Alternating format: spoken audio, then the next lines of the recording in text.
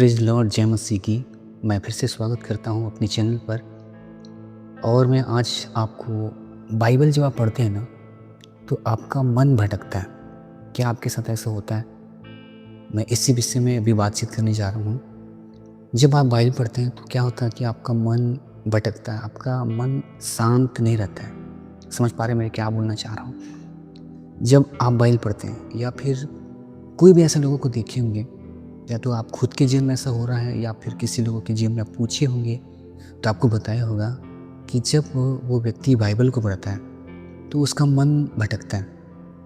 मेरी बातों को समझ पा रहे हैं? उसका मन क्या होता है? भटकता है। मतलब जैसे वह बाइबल को पढ़ता है तो उसका ध्यान बाइबल पर नहीं होकर कहीं और जाता है। और ऐसा बाइबल पढ़ते समय ही नहीं, जब आप चर्च में जाकर वचन सुनते होंगे उस समय भी ऐसा होता होगा कि आप परमेश्वर का दास वहाँ पर पास्टर वचन दे रहा है और आपका मन भटक रहा है। आपका सोच विचार एक जगह पर नहीं है, उस वचन पर नहीं, भटक रहा है, इधर उधर जा रहा है। समझ पा रहे हैं ना?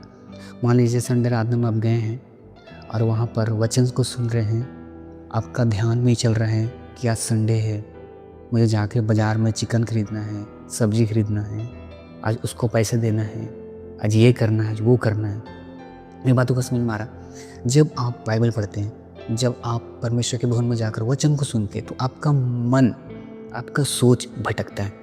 आप कमेंट करके में बताएंगे क्या आपके साथ भी ऐसा होता है? आपका सोच भटकता है, आपका मन भटकता है जब आप बाइबल पढ़ते हैं, जब आप प्रार्थना करते हैं। मेरी बातों को समझ पा रहे हैं? जब आप चर्च में वचन को सुनते हैं, अगर आपका भी मन शांत नहीं है, अगर आपका भी मन भटकते रहता है, तो मैं आज आपको बताने जा रहा हूँ कि कैसे आप अपना विचार को शांत कर सकते हैं ताकि ना भटके। मैं आपसे बोलना चाहता हूँ, जब आप बाइबल पढ़ेंगे और जब आपका मन भटकेगा, आप बाइबल को नहीं समझ पाएंगे।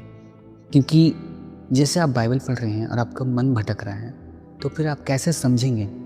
मैं आपको फिर से एक उदाहरण देना चाहता हूँ, आप सुनेंगे अच्छे से। दो व्यक्ति बात कर रहे हैं, समझ पा रहे हैं मेरी बातों को? दो व्यक्ति बात कर रहा है और तीसरा में कोई बीच में आकर ज़ोर ज़ोर से चिल्ला रहा है। समझेंगे मेरी बातों को? तो आपका ध्यान भटक जाएगा। मेरी बातों को समझ पा रहे हैं? दो व्यक्ति बातचीत कर रहा है और तीसरा बीच में चिल्ला रहा है, तो आप समझ पा रहे हैं मेरी बातों को? आपका माइंड भटकता है, ठीक है ना? समझेंगे मेरी बातों को? उसी तरह जब आप बाइबल को पढ़ते हैं और बीच में कोई विचार आ जाता है, तो आपका क्या होता है? आप समझ नहीं पाते हैं। जो बाइबल पढ़ेंगे ना, उसको समझ नहीं पाएंगे।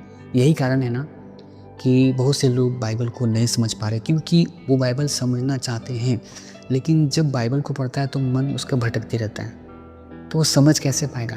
क्या आप बाइबल को समझना चाहते हैं? क्या आप चाहते हैं कि आपका मन भी ना भटके? तो इस वीडियो को आप लास्ट तक देखिए। मैं आपको बताने जा रहा हूँ कि आप ऐसा क्या करेंगे जो आपका माइंड नहीं भटकेगा और आप बाइबल को अच्छे से समझ पाएंगे। जब आप चर्च में जाएंगे, वचन सुनेंगे, उस समय आपका ध्यान नहीं भटकेगा, आप वचन को अच्छे से सुन पाएंगे। जब आप प्रार्थना में बैठते हैं तो आपका विचार, आपका मन भटकता है। आप ऐसा क्या करेंगे जो आपका मन और विचार नहीं भटके? मेरी बातों को समझ पा रहे हैं? क्या आप चाहते हैं कि मैं ऐसा चीज़ आपको बताऊं जिसके वजह से, जिसके करने से आपका मन, आपका विचार एकदम शांत हो जाएगा और आप बाइबल को अच्छे से पढ़ पाएंगे? हालेलुया! मेरी बातों को समझ पा रहे हैं? विशेष करके मैं चाहता हूँ, यदि आप मेरे चैनल पर नए आए हो तो आप मेरे चैनल का सब्सक्राइब कर सकते हो, ताकि जो भी परमेश्वर मुझे बुद्धि, ज्ञान, समझ, प्रकाशन दे, मैं वीडियो को बनाऊंगा ताकि वो आपके तक पहुंच पाए। हालेलुया! मेरी बातों को समझ पा रहे हैं ना? तो मैं अभी जो बताने जा रहा हूँ, किस विषय में बातचीत करने जा रहा हूँ। माइंड भटकता है क्या करने से? प्रार्थना करने से, वचन पढ़ने से, परमेश्वर का वचन को सुनने से। जब आपको कोई वचन सुना रहा, अभी इसी समय भी जब आप मेरी बातों को सुन रहे हैं, तो आपका मन भटक रहा होगा। हो सक रहा होगा कि आप इस वीडियो को हटा दें, ये क्या बोल रहा है, या कुछ भी। जब भी आप कभी भी वचन सुनते हैं तो आपका दिमाग भटकता है, आपका सोच एक जगह पर शांत नहीं रहता है। मेरी बातों को समझ पा रहे हैं? तो उस सोच को, उस विचार को, उस माइंड को कैसे शांत करें, इसके विषय में आपसे बातचीत करने जा रहा हूँ। और मैं चाहता हूँ इस वीडियो को आप देखें ताकि आपको मालूम चले कि आपका मन, आपका विचार शांत हो जाएंगे। हालेलुया! पता है, जब आपका मन और विचार जब शांत हो जाएगा ना, आप बाइबल को अच्छे से पढ़ पाएंगे और अच्छे से समझ पाएंगे। और जब ये चीज़ आपको मैं बोलूँगा, जब आपको पता चलेगा ना, क्या होगा पता है, जब आप लोगों को बताएंगे वो भी ऐसे करेगा, उसका भी मन, उसका विचार शांत होगा। वो भी जब बाइबल पढ़ेगा तो उसका मन विचार शांत रहेगा। आप किसी से भी पूछ सकते हैं, आपका दोस्त हो, फ्रेंड हो, किसी से आप पूछ के देखिए कि जब आप बाइबल पढ़ते हो तो क्या आपका मन भटकता है? उसको शांत करने का तरीका पता है? हो सकता है उसको नहीं पता, आप इस वीडियो को सेंड कर सकते हैं। मैं आपसे बोलना चाह रहा, आज के इस वीडियो से आपका विचार, आपका माइंड, जब आप बाइबल पढ़ते हैं, जब आप प्रार्थना करते हैं और जब परमेश्वर का वचन सुनते हैं जो भटकता है, अगर मैं जो आपको बोलने जा रहा हूँ, मेरी बातों को आप मानेंगे तो आपका 100% है कि आपका विचार शांत हो जाएगा और बाइबल को अच्छे से समझ पाएंगे। आपका माइंड, आपका सोच नहीं भटकेगा। आप प्रार्थना करेंगे उस समय भी आपका सोच नहीं भटकेगा। आप जो परमेश्वर का वचन सुनेंगे, आपका सोच नहीं भटकेगा। आप ऐसा पूछ सकते हो, आप मेरे से बोल सकते हो, क्या तुम्हारा सोच नहीं भटकता है जब तुम प्रार्थना करते हो, जब तुम बाइबल पढ़ते हो, जब तुम वचन पढ़ते हो? मैं आपसे बोलना चाहता हूँ कि मेरा सोच, मेरा माइंड भटकना बहुत कम हो गया। 1% के बराबर भटकता है, वरना नहीं भटकता है। मैं अच्छे से बाइबल को समझ पाता हूँ, ठीक है।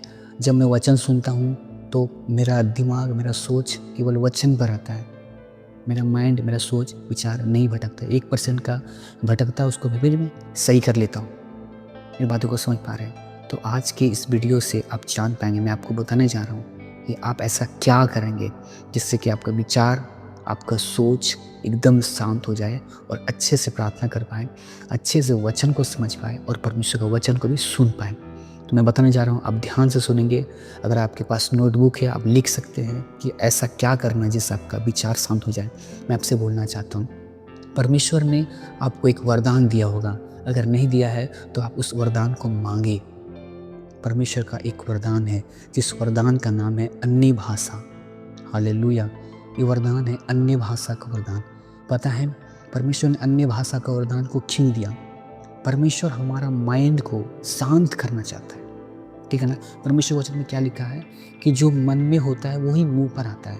मेरी बातों को समझ पा रहे हैं? जो मन में भरा होता है वही मुंह से निकलता है। तो मन को शांत करने के लिए परमेश्वर जीभ को इस्तेमाल कर रहा है। हालेलुया! मेरी बातों को समझेंगे।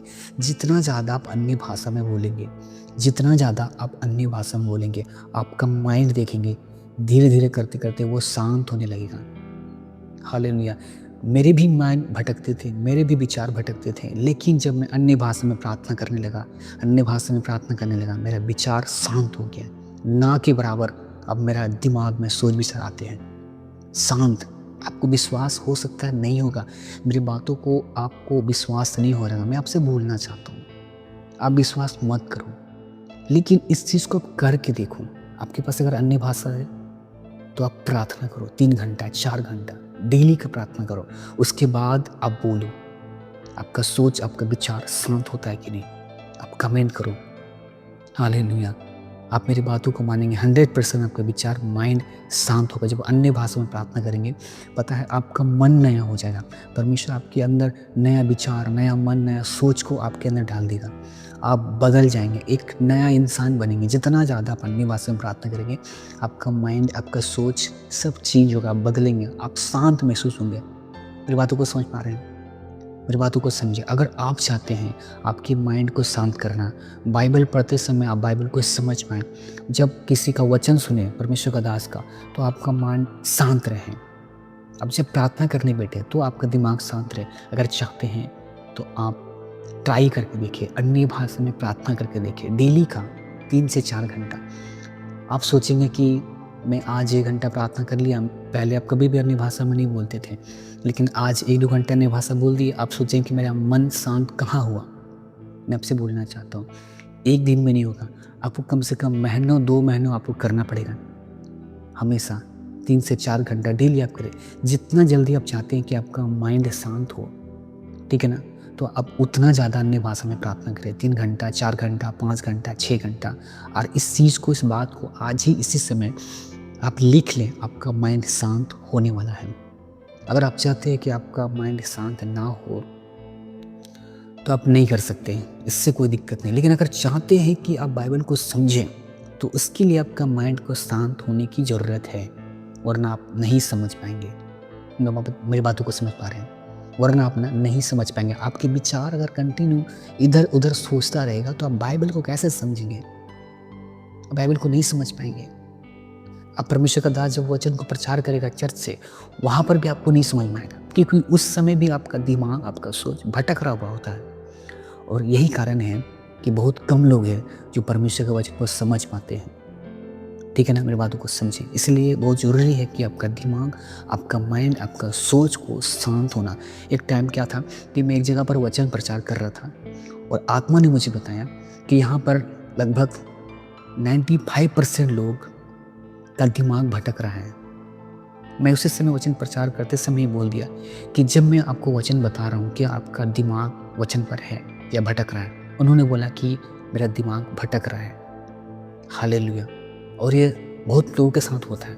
फिर मैंने वहाँ पे बताया कि आप अपने मन को शांत कैसे कर सकते हैं, क्या करना चाहिए। मैं आपसे बोलना चाहता हूँ, जब भी आप कभी भी परमेश्वर का वचन को सुनेंगे, परमेश्वर के दास से, आप पता अन्य भाषा बोलते बोलते परमेश्वर का वचन को सुने, आपका माइंड शांत रहेगा और उस चीज़ को अच्छे से समझ पाएंगे।